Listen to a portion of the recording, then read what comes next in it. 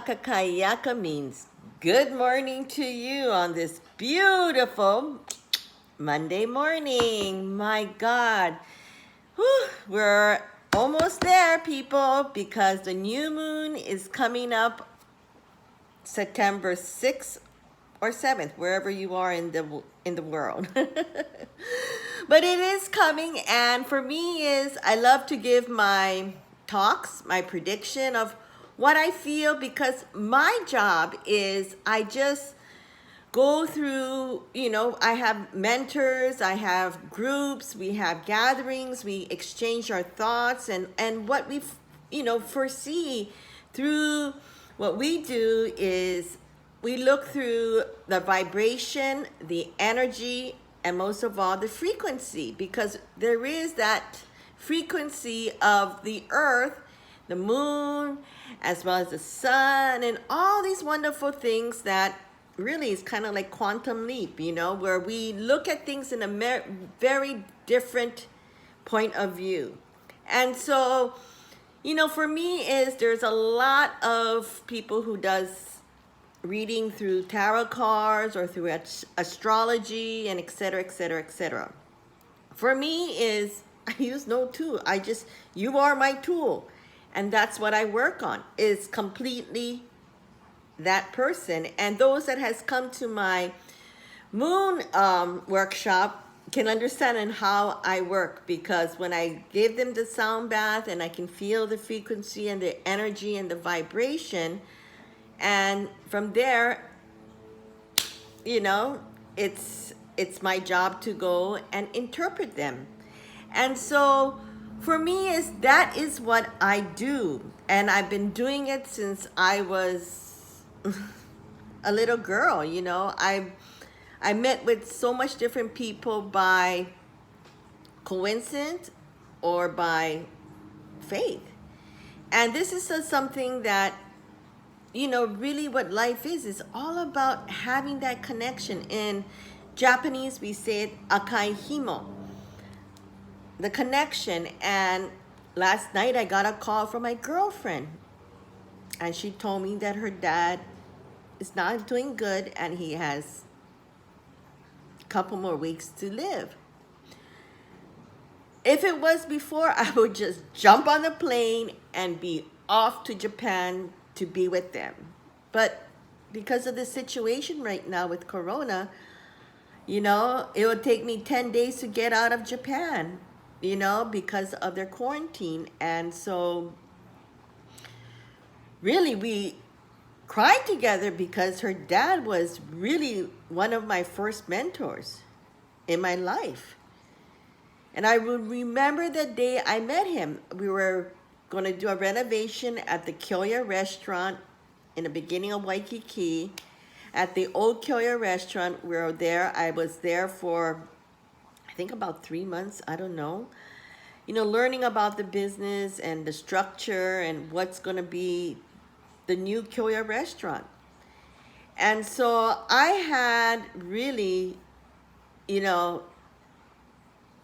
where I learned a lot. And that's where I met my girlfriend's dad. And it was so interesting, because he was always coming there. And then one day he said, "Hey, I think you're around the same age as my daughter. My daughter is right now going to school out in the Hicks, in the country in the United States." And I said, "Really?" And I forgot where it was. And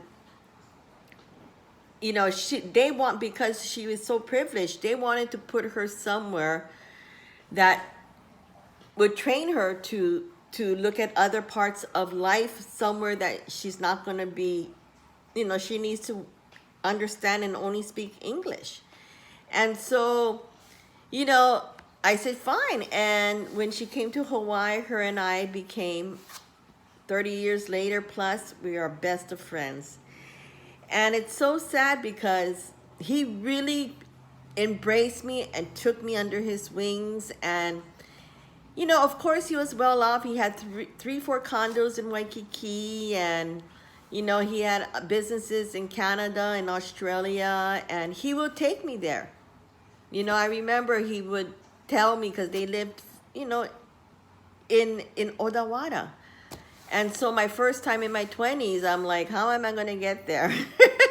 I mean, you know, it's, so that was the beginning of my relationship with their family. And, you know, he taught me so much about business, about things that, you know, it was incredible because his daughter is out there in, you know, somewhere in a country in the US, and I'm over here traveling with her dad all over, and that made it such a strong bond because I end up where his wife and I became like best of buddies too, you know. So it was, and you know, unfortunately his wife passed away. You know, I think it was back in 2017. I don't remember. I remember, you know, I mean, they used to give me their Jaguar car. They used to tell me to do, you know, it was like I was literally like their second daughter because they only had one daughter, and, you know, she's my best friend. And so, whew, you know, she was so emotionally, spiritually, and physically drained out. And I could hear it in her voice, and we talked about it, and by the time we finished, we were laughing and exchanging pictures of how we used to be back in the days. And, you know, she told me one thing, you know what, Monica, please, now you're back at home, spend as much time as you can with your family, with your mom.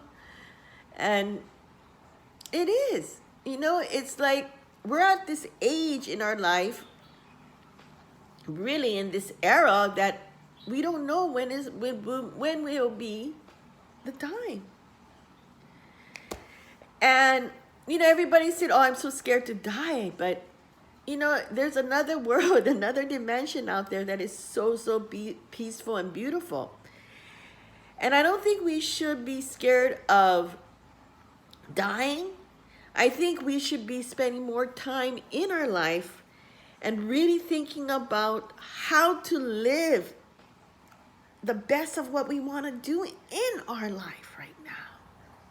What is our passion?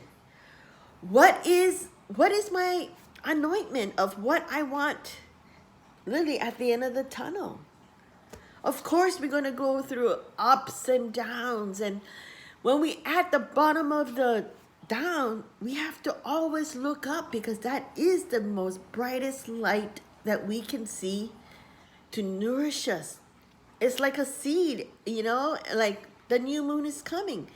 It's like when that's the time to really dig in, because you're going to start burying them into and planting them.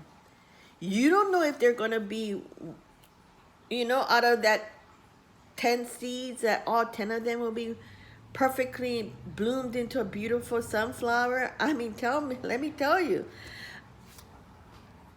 they are my teacher. I mean, I think, okay, until they're like really, really dead, I'm like, are you really dead?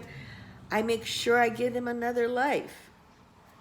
Get all the seed. I have collections of seeds now, and give them another life. And so that's how life is. And that's how, you know, I work with, because we all go through this battle. And especially now, like I've been saying, there's going to be huge amount of chaos, you know, during the summer period. And pretty soon it's going to be fall, autumn, when the leaves are changing colors and they're changing their ways. And pretty soon my butterfly garden is going to be filled with, you know, caterpillars to turn into beautiful butterflies. And so, you know, I'm working so hard and learning a lot of things, you know, throughout this journey coming back home, because it's my sanctuary. And that is something that I really want to create, you know, the same way I created Cocojor in the Orange Building. That was everything that I wanted. A Wi-Fi cafe, a vitamin E garden, There goes my Alexa for my meeting at 10:30. Look at this. 12 pages to talk with my staff out in, out in LA, and how to do it. How we're all going to do it. So there's a lot of things. Alexa, turn off the alarm. And so there's a lot of things that we all going through. And if I make every single day of my life, I mean, listen, I had so many things I'm writing that takes me down. I'm never going to get to the next step, to the next level. And so we always need to stay afloat, and be balanced, and make sure that we fill ourselves up with and hydrate ourselves so we don't sag. Once we feel that energy of going down, we need to uplift it by hydrating ourselves. So I got lots of tips, lots of things that, we all go through in life. So come along on my journey as I get ready to relaunch my Cocojor. It's going to be 20 years. And, I thank God for everyone's love and support and friendship, and most of all, just really believing in thyself. Really.